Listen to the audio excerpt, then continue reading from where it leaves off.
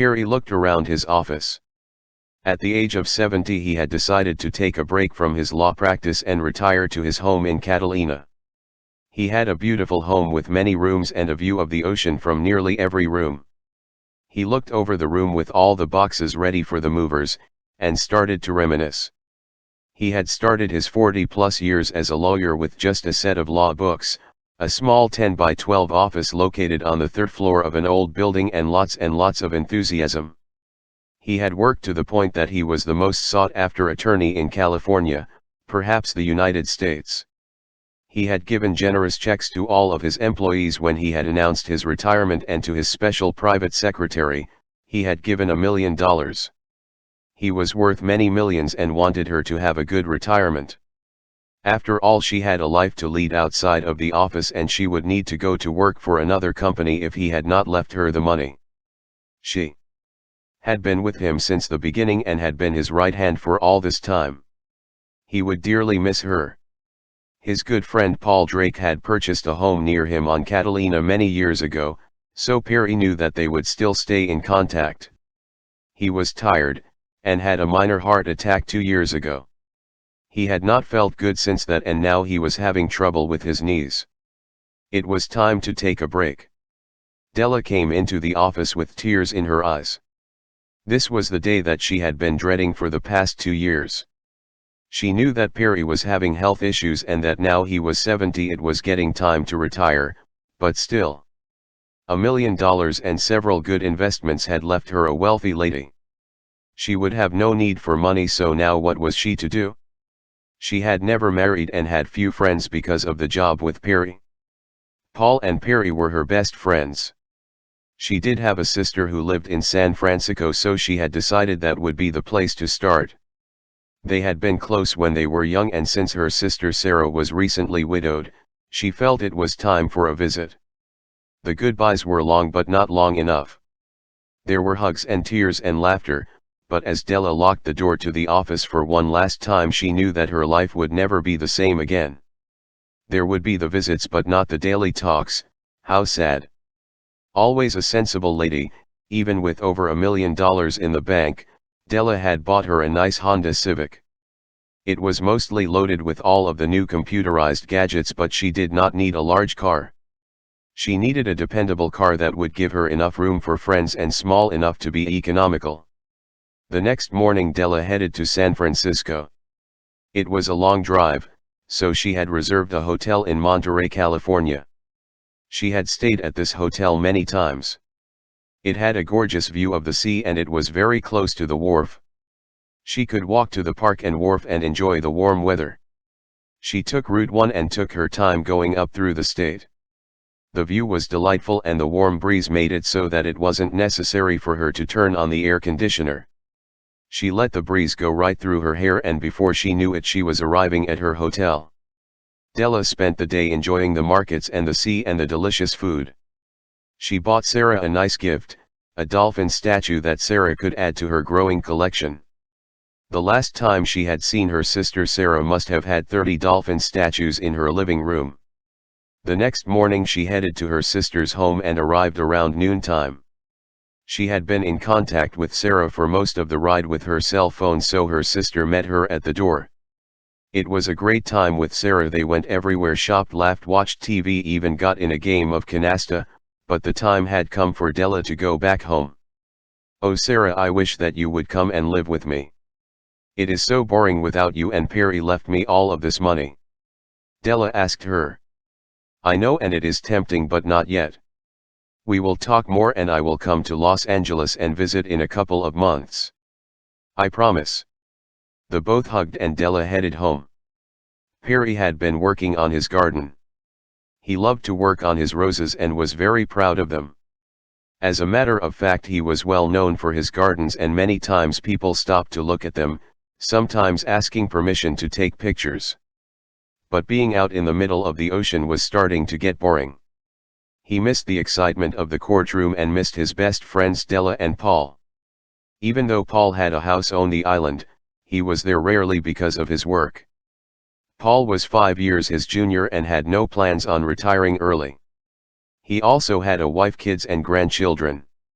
Months went by and it was now springtime once again. Finally Perry could go out to his garden and do some work. There was a lot of work to do with the opening of everything and the clearing of his land. It was going to take him at least 2 weeks to get most of the work done that had to be done on the house, and he was excited. Sarah had finally agreed to move in with Della, and their life had been one adventure after another. They had made many trips to see Perry and had gone on many cruises. They had been to Hawaii and Alaska also. Della was happy to see that spring had finally arrived and was looking forward to her trip to see Perry in 2 weeks. Della was surprised by the knock on the door. It was early in the morning and she wasn't expecting any company that day. There in the doorway stood Matt, a man that she had met at the YMCA. He had told her that he was going to come over and check out her patio. The flagstone needed to be redone, and Matt was a contractor with a good reputation in town. He was in his early 60s, tall and with blonde hair. He was good looking. Della had met Matt at a home improvement convention and had asked him to come over and check out her patio. Matt went right to her patio and checked each of her flagstones. This patio should be completely redone. I could just replace the stones, however, the cement has several cracks and needs to be replaced also, he told her. Della knew that he was probably right, however, she also knew that it would be a good idea to have a couple of estimates. How much will this cost, Matt? She asked him. With the material and the labor this will cost you around $3,500, he told her. I thank you, the price seems reasonable, let me think about it, Della told him with a smile. After having a couple of contractors look at the work, Della soon found out that Matt's price was more than reasonable and she had called to okay the work. Because of the reasonable price that Matt had quoted, she asked him to do a couple of other small jobs around her house. And was happy when all the work had been completed. The work you have done is wonderful, Matt. Thank you so much. Della told him as she gave him the check for the work. Della, I was wondering if I could interest you in joining me for dinner tonight. I know of a lovely place right near here and it could be a celebration of your newly decorated home. Matt asked her. She found herself surprised. A date? She hadn't been asked out by any man in years, she had always been too busy to even think about dating. How interesting. I would be glad to keep you company at dinner. Della told him with a smile. As the weeks had gone by, Della and Matt had gone out several times together. They were becoming quite the couple. They now had their regular spots and were known at many of the local restaurants. It was on the 22nd date that Matt popped the question. He had gotten down on his knees and presented her with a beautiful ring. Della had been taken by surprise. She had never been asked to be married, and at almost 60 years of age, she didn't think getting married was a possibility. She really loved him, though, and said yes. Sarah was so excited. A wedding her sister Della deserved to be happy. Matt was a wonderful man and would make a good husband. He had his own business and, like Della, had never been married. It was decided that they would have a June wedding. It was to be a small wedding and her everlasting friend Perry Mason was to give her away. Her father had died over 10 years before and she could think of no one else that she would rather have walk her down the aisle. Paul was to be an usher, Matt had insisted. Della had been proud to ask her sister Sarah to be her maid of honor. She could think of no one else that she would rather have by her side on her big day. She would wear a white bridal gown and her bridesmaids would be wearing a light blue chiffon. It had been so busy around the house, that it had seemed as though Della and Matt had not been having much time together, and Matt had been worried about something. He had promised her that it was nothing to worry about, it was just before marriage jitters. However, Della couldn't help but worry. That night, just as Della was going to bed, her phone rang. It was a strange lady on the phone, who told her in a menacing tone, that she didn't know what she was getting into marrying Matt and that she had better check him out a little closer. She couldn't sleep that night and hated to bother her old friend Paul, but perhaps that would be the best thing. The next morning Della called her friend Paul and asked him to do a quick background check on her fiancé. She needed to make sure that everything was okay, She knew that he and Perry had already checked him out. It was just their way, and both of her friends had been impressed with Matt and his reputation around town. What was going on? As Della walked out to her car, she noticed that her garage door was open. This was strange, as she knew that she had closed the door when she had come home. She walked cautiously to her car and went around to the side of her car when she noticed that there had been some damage done to her car. Her car had been scratched down the side. It was a long, deep gash. How on earth could that had happened? She was walking to her front door when two police cruisers pulled up. They were two detectives from the LA Police Department, and they approached her. "Miss Street." Della looked at the two officers and told them, "Yes, I am Miss Street." "How may I help you?" she asked them. "I am sorry to have to tell you this, but Matt Brown has been found murdered in his home this morning. A caller gave us your license number as the car seen driving away from the scene. The car also should have a long scratch on it as the car hit a fence as it left the scene," one of the officers told her. "Matt murdered? How, when? OMG, we were to be married in 2 weeks." Della told them with tears welling up in her eyes. It was then that the second officer stepped out of the garage and shook his head. "I am afraid that we will have to bring you to the station for questioning, ma'am," he told her. "Am I under arrest?" Della asked. "No, we are just taking you down for questioning, and of course we are going to have to take your car to the station for an examination," the second officer told her. As soon as Della arrived at the station, she called Perry. Perry said that he would be taking the next ferry onto the mainland and would be there within 2 hours. The police told her that they would be more than happy to wait until her attorney arrived. The questions that the police had for Della, the fingerprinting, the DNA testing, it was all so humiliating, and her Matt who would have killed him. She knew something had been wrong, that is why she had called Paul the evening before. By the end of the afternoon, Della was again at home.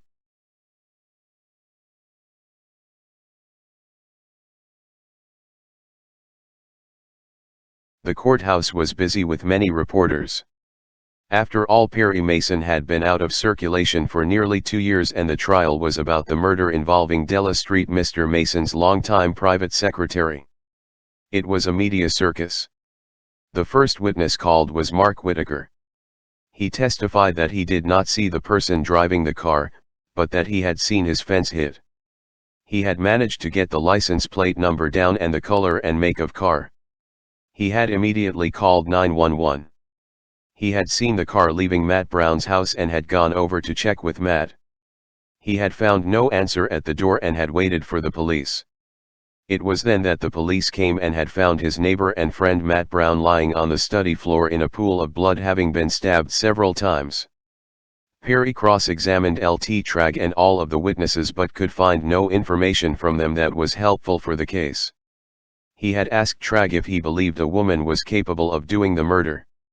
After all, Matt was a tall and strong contractor who could have easily overtaken any assailant. He stated that since the first wound had been to Matt's back, he thought it was quite possible. The first wound had been the fatal wound, and Matt would have been very weak at that point. Just as lunch was being called, Paul walked into the courtroom. He had the information that Perry needed, and Perry asked for a moment from the court. Behind him was Mrs. Sawyer. She appeared very nervous and took a seat near the back. Her husband was not there as of yet, as he was not ordered to appear in court until that afternoon. Perry needed to speak to Mrs. Sawyer before her husband had found out that she was appearing in court, and asked that he speak to her next. It was unusual to do this, but Mr. Mason was known for his theatrics. Perry then called Mrs. Sawyer to the stand. "Mrs. Sawyer, do you work at Macintosh Motors?" For a moment she seemed surprised to be asked that question. "Yes, I do." "Could you please tell the court what your job position consists of?" Perry asked her. "I answer the phone and make appointments for cars to be worked on. I also take down the information and sometimes take the money for the work," she answered. "So, you write the orders for most of the work done on the cars at your dealership?" Perry asked her. "Yes, I do." Mrs. Sawyer acknowledged.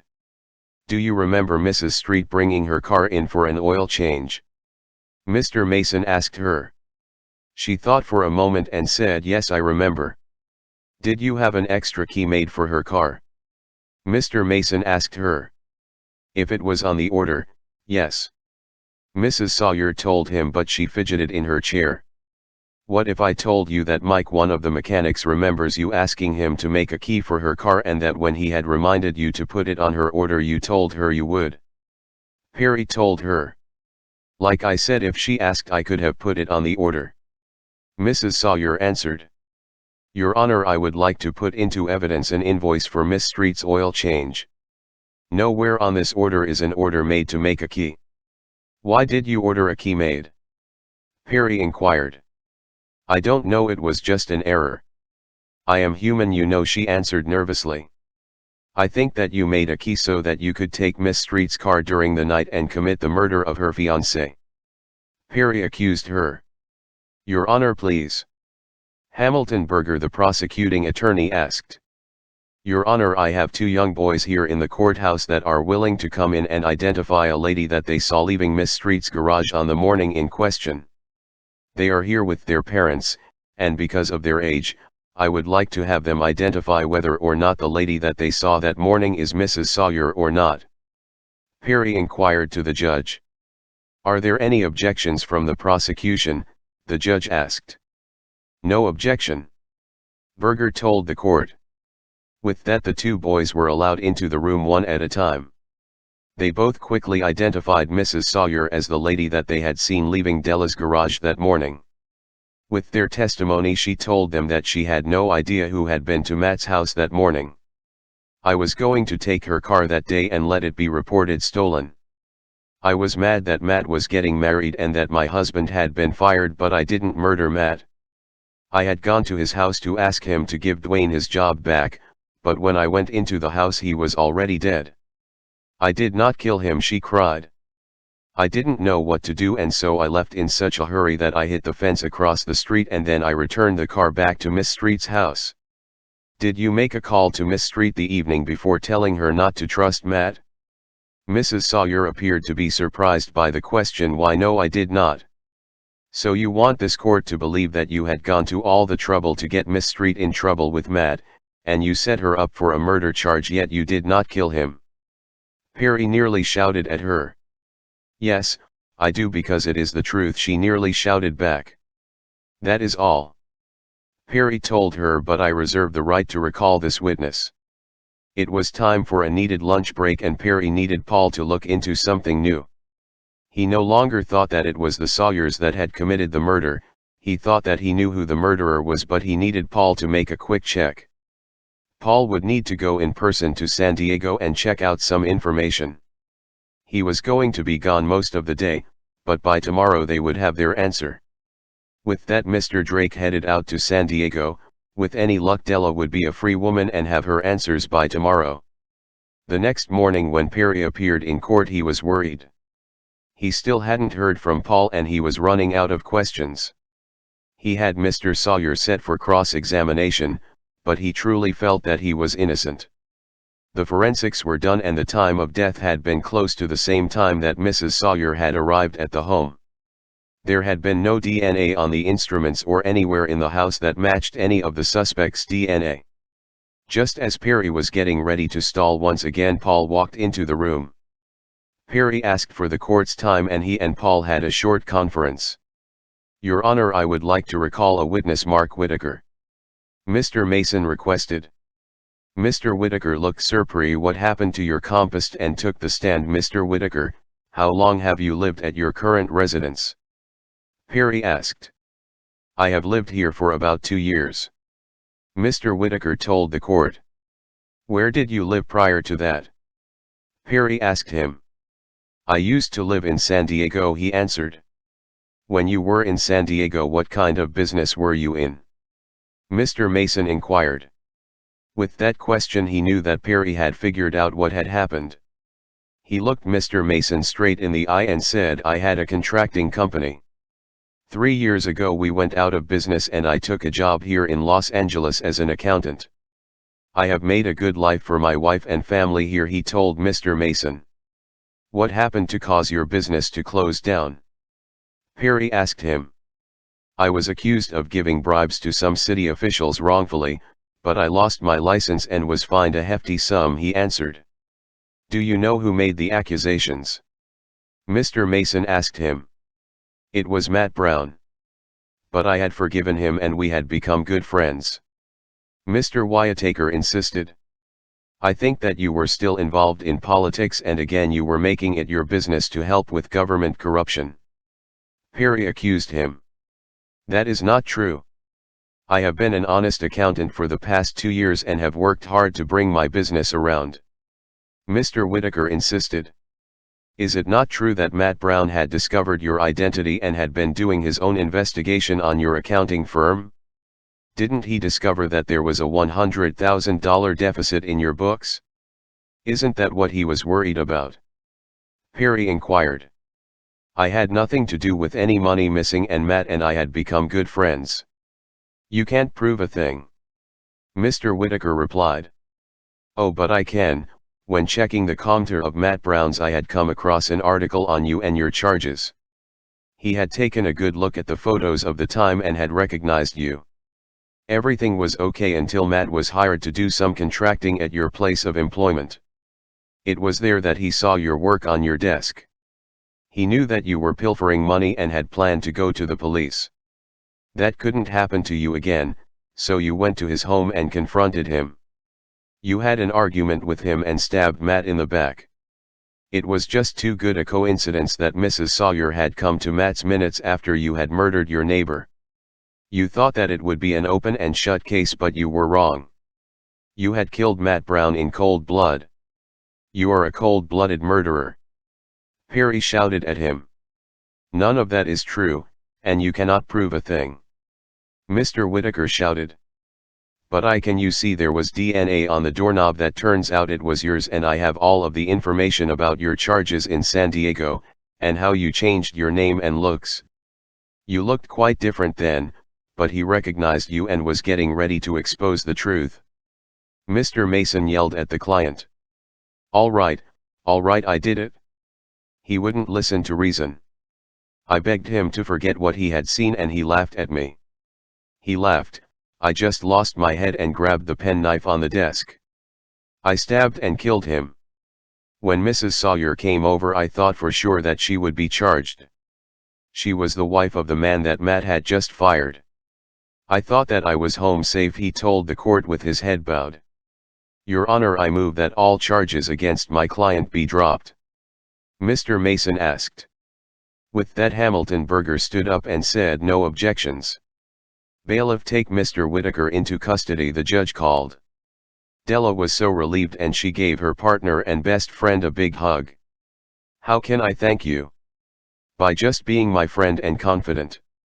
Perhaps I am not as ready for retirement as I thought I was. With that, Paul Perry and Della walked out of the courtroom with their arms around each other.